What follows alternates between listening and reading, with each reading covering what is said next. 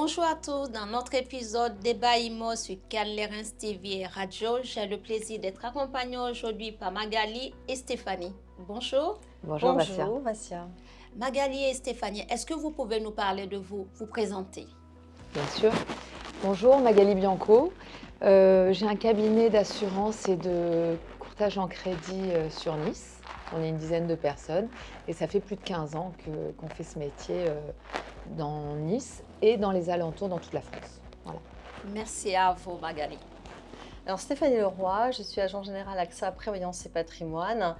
J'ai un cabinet de protection financière, c'est-à-dire que je vais assurer les revenus du vivant, en ce sens au moment de l'arrêt de travail et l'invalidité, mais également à la retraite, donc en revenus différés, ce dont on va bientôt discuter.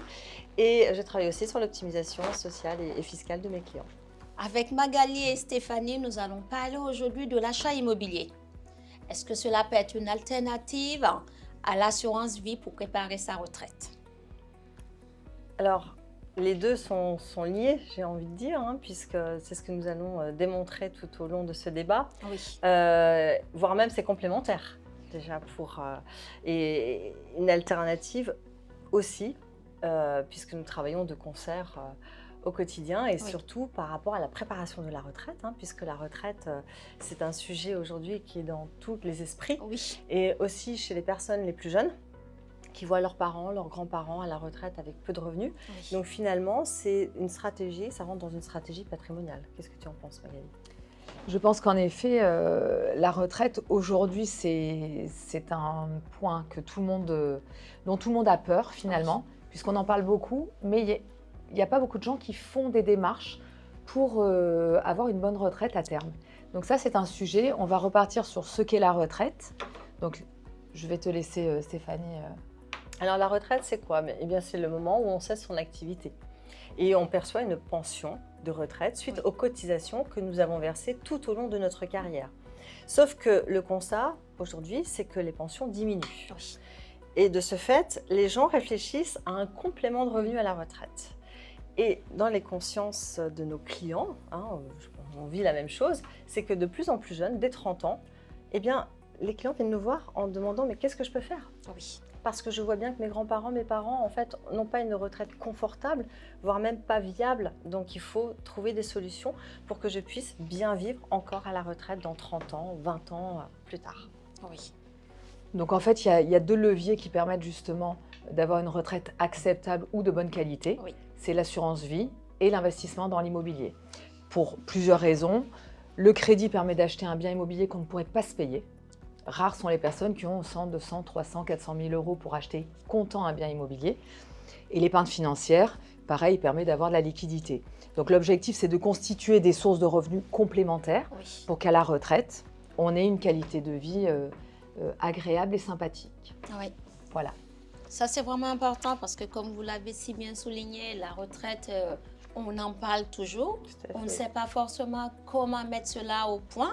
Ce qu'on sait juste, c'est que voilà, les retraites sont de plus en plus petites, qu'il faut penser à un complément. Alors, selon vous, comment est-ce qu'on peut mettre en place, construire sa stratégie patrimoniale?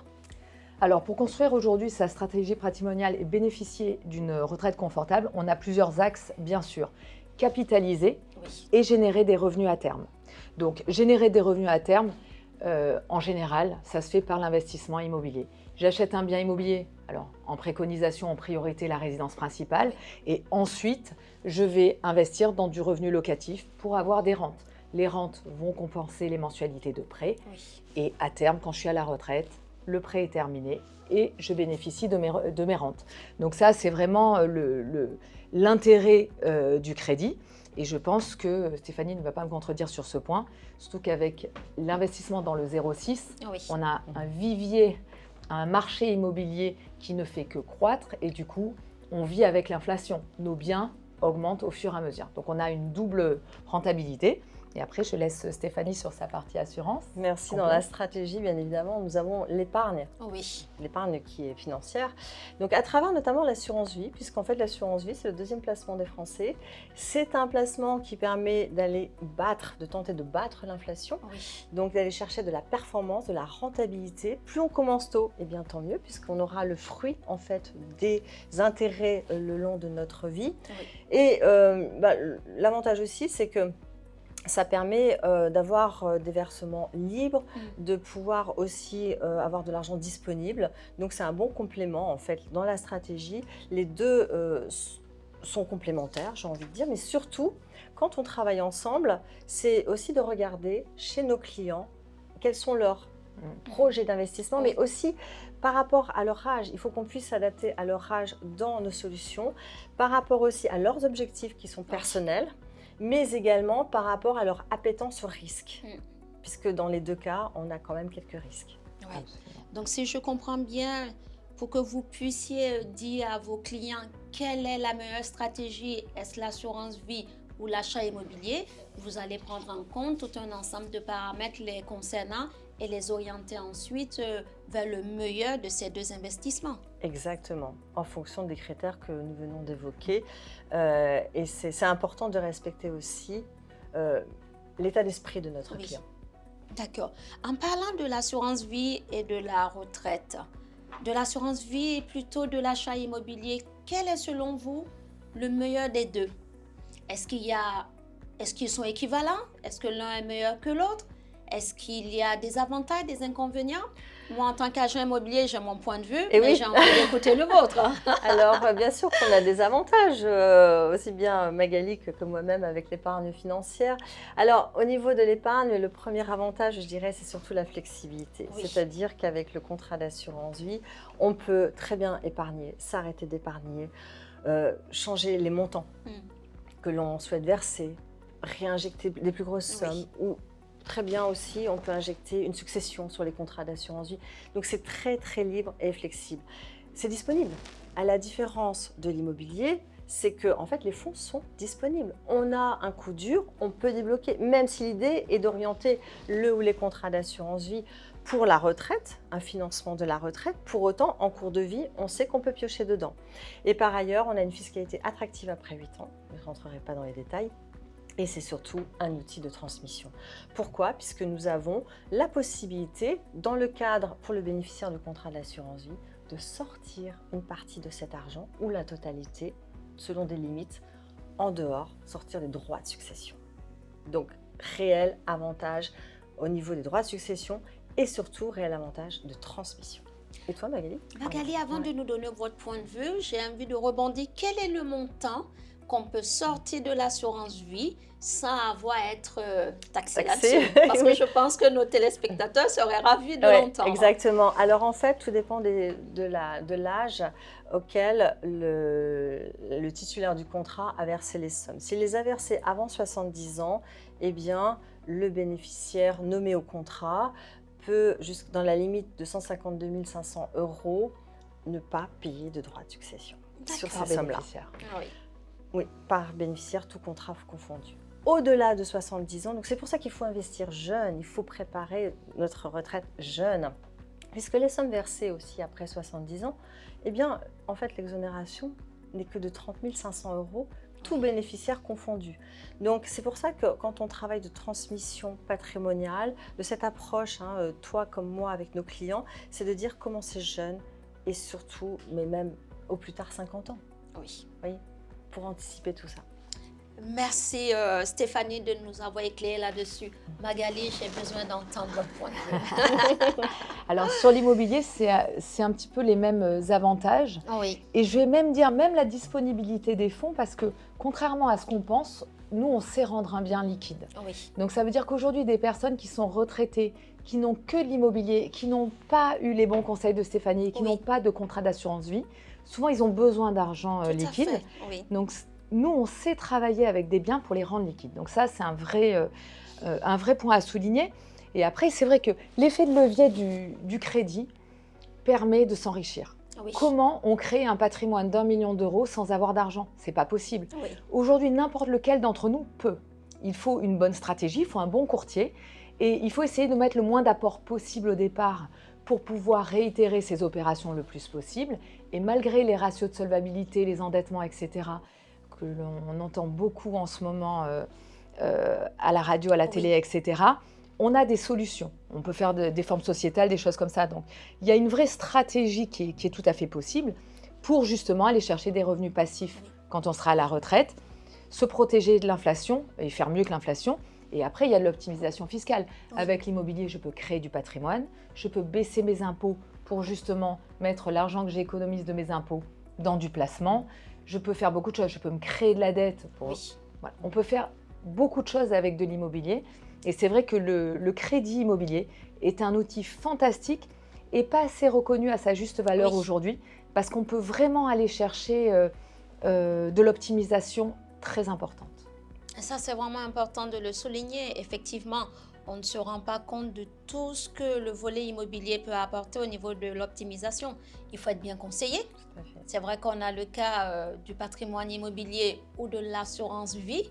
Dans tous les cas, il faut vraiment aller vers les spécialistes pour se faire accompagner en fonction de son âge, savoir, en fonction de ses revenus et en fonction aussi de la typologie de sa famille. Exactement. Je vous remercie de nous avoir présenté vos points de vue sur ces deux investissements.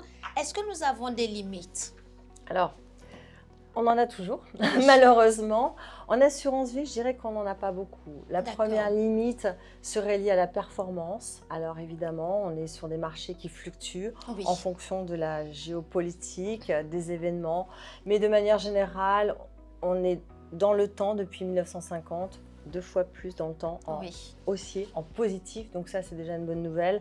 Donc c'est pour ça qu'on se tourne vers l'assurance vie. Après, dans les limites, on peut avoir les frais, c'est-à-dire selon les contrats, selon les assureurs, les frais à l'entrée, les frais de gestion, et les frais de réorientation, donc des avoirs éventuellement. Et puis, la fiscalité est allégée qu'à partir de 8 ans, on va dire, éviter de débloquer, de faire des rachats partiels avant 8 ans. Voilà les principales limites. Je pense que dans l'immobilier, c'est un petit peu différent. Après, si vous avez un bon courtier dans l'immobilier, vous les transformez en avantage, les limites. C'est pas grave. Mais c'est vrai qu'un bien immobilier est beaucoup moins liquide. Vassia, c'est ton métier. C'est vrai que selon la qualité de l'appartement ou du bien immobilier que tu as, tu n'auras pas la même durée de mise en vente, etc., d'acquisition. Donc, fatalement, la non-liquidité du bien immobilier peut être une contrainte, sauf que, je le dis de nouveau, nous pouvons faire des crédits de trésorerie hypothécaire, des prêts hypothécaires. On a beaucoup de solutions dans nos mains pour justement arriver à contrecarrer ce point-là. Après, on peut avoir aussi des impayés, on peut avoir des charges locatives un peu plus fortes, etc. Sauf qu'il y a des garanties de loyer impayé qui existent. Et pareil, dans le conseil, l'accompagnement, on va protéger nos clients et leur amener tous les outils dont ils ont besoin pour le faire en toute sérénité. Il peut y avoir la fiscalité, puisque la fiscalité, on ne la maîtrise pas. Chaque année, on a une loi de finances qui sort et on s'y adapte. Mais il y a toujours du plus, du moins. Et c'est toujours pareil. Quand on a une stratégie à long terme qui est bien définie et qu'on est bien accompagné, on s'en sort toujours très bien. Et puis après, il peut y avoir des problèmes de capacité d'endettement. Voilà. L'accès au crédit ces dernières années a été quand même bousculé. Le gros avantage que j'en retire, c'est qu'à force de persévérance, et puis pareil, en s'adaptant à son client, en essayant de bien cerner la personne, on a toujours des solutions. On va peut-être le faire un peu plus lentement, peut-être pas, mais des solutions existent. Et c'est vrai que tant qu'on a une stratégie, on a des perspectives et du coup, on se donne les moyens d'y arriver. Donc, je dirais diversifions, anticipons et ensuite profitons. Eh bien, vous avez bien raison. Donc, si je vous écoute bien et je vous entends, pour sa stratégie patrimoniale, je comprends que ces deux types d'investissements sont complémentaires et peuvent vraiment permettre à vos clients, ou en tout cas aux téléspectateurs qui nous écoutent, de pouvoir voir l'avenir avec un peu plus de sérénité. Exactement. Je suis tout à fait d'accord avec toi, Vassia. Ils sont complémentaires, mais en fait, ils doivent être menés, je dirais, intelligemment. C'est-à-dire qu'en fait, par rapport au crédit immobilier, c'est plutôt un capital long terme avec l'objectif aussi de bénéficier de revenus à la retraite. un complément de revenu. À travers l'épargne, on va avoir une épargne disponible, on va avoir une fiscalité avantageuse. Et l'idée aussi de l'épargne, c'est d'ajuster. C'est plus peut-être une notion d'ajustement, mais également pour faire face aux imprévus à la retraite. Voilà, par rapport à la disponibilité. On peut piocher différemment. Et donc, moi, j'ai toujours à mes clients, la retraite, c'est un millefeuille. On a des couches. La première couche, à la retraite, on perçoit, ce que je disais en introduction, les retraites de base et les retraites complémentaires de nos régimes obligatoires. Ça, c'est le vernis. Elles ne sont pas suffisantes, donc c'est pour ça qu'on vient après ajouter le deuxième. C'est quoi? C'est la résidence principale. Pour moi, je pense que Magali, tu es d'accord avec moi, à la retraite, il faut avoir financé sa résidence principale. Parce que finalement, cet emprunt devient un revenu à la retraite. C'est financé. Idéalement, j'ai toujours à mes clients, en tant que conseiller patrimonial, ajouter une résidence locative, voire deux ou plusieurs, au cas où, en cas de coup dur, on a besoin d'en revendre une. C'est beaucoup plus facile de se séparer d'une résidence locative. Et j'arrive à ma quatrième couche, qui est l'assurance vie, bien évidemment, et qui est un petit peu, je dirais, la cerise sur le gâteau, et qui va venir financer tous les ajustements de tout ça. Voilà, ça c'est mon millefeuille, et en tant que conseiller patrimonial, c'est comme ça que je le présente, mais surtout, c'est important aussi d'avoir donc mon regard, mais de travailler de concert, avec notamment Magali en tant que pour le crédit immobilier, et qui pourra adapter aussi ce conseil en fonction de la situation de mon client. L'interprofessionnalité dans nos métiers, elle est essentielle parce qu'en fait, l'un ne va pas sans l'autre. Tout à fait. Et c'est vrai que, je vais prendre un exemple bateau, mais il est intéressant. L'idée, ça peut être aussi grâce à ce montage financier. J'ai ouvert mon contrat d'assurance vie très jeune. J'en ai ouvert à mes enfants parce que je suis quelqu'un d'intelligent et de prévoyant. En même temps, j'ai acheté du patrimoine. J'ai acheté ma résidence principale, 3-4 biens. Je veux partir avec ma femme au soleil très rapidement, je ne peux pas léser mes enfants. Je vends tout ce que j'ai acheté, je le place sur mon contrat d'assurance vie, du coup ça va protéger mes enfants et moi j'en aurai l'usufruit. Vous voyez, on peut imaginer beaucoup de montages. Ça veut dire qu'aujourd'hui, investir dans l'immobilier en s'appuyant sur un crédit bancaire permet de déployer une force de frappe beaucoup plus importante que si j'achète un appartement par-ci, par-là. Ça permet aussi d'avoir de l'assurance de prêt qui va protéger en cas de décès. Donc, il y a toute une structuration que l'on met en place qui va protéger notre client de A à Z. En cas de décès, qu'est-ce qui se passe? En cas de divorce, qu'est-ce qui se passe? En cas de maladie, qu'est-ce qui se passe? En cas de krach immobilier, qu'est-ce qui se passe? En cas de krach financier, qu'est-ce qui se passe? Voilà, on a une horizon qui est un placement à long terme et qui nous permet de nous assurer au fur et à mesure de se réajuster aussi. Parce qu'il peut y avoir des événements qui font que... Mais du coup, on est entouré. Et donc, la disponibilité de l'assurance vie avec tous ces avantages, plus la construction dans l'immobilier, permet à mon avis d'avoir une retraite qui va être bien anticipée, dans laquelle je vais être bien accompagnée. Et du coup, je pourrais aller au soleil où j'ai envie quand c'est fini, quand je peux profiter de ma vie pleinement. Voilà. Je vous remercie Magali et Stéphanie pour votre vision de la retraite et comment ces deux investissements peuvent permettre d'arriver sur une retraite tranquille et sereine. Ce que j'en retire, c'est qu'il faut commencer le plus tôt possible. Exactement. Dans tous les cas, que ce soit pour l'assurance vie que pour l'achat immobilier, il faut se faire accompagner dans les spécificités du domaine dont on a besoin d'avoir des conseils.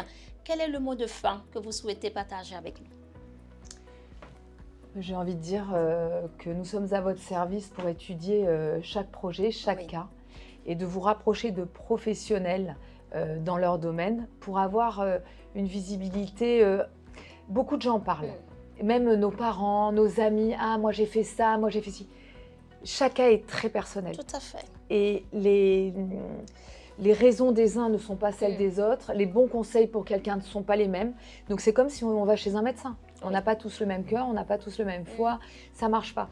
Donc là, il faut arrêter d'écouter toutes les infos, ChatGPT, et prendre un conseil affiné, personnalisé, pour avoir un bon état de la situation. Et après, on déroule.